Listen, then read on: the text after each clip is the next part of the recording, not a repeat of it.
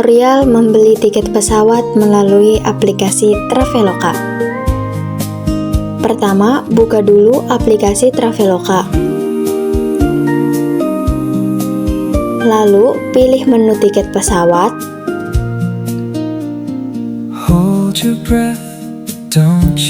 Masukkan kota asal dan kota tujuan. Aku pilih Jakarta, Bali.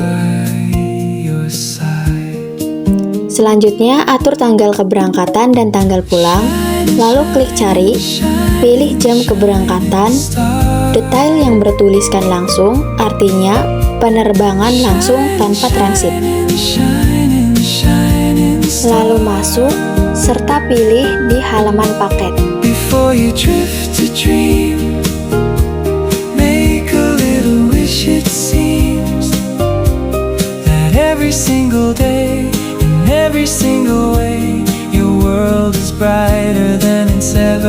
Selanjutnya, masukkan nama penumpang. Karena dataku sudah tersimpan, jadi tinggal pilih namaku saja.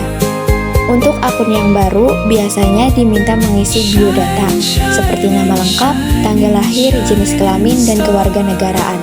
Lalu klik lanjut, sampai pemesanan dikonfirmasi oleh maskapai.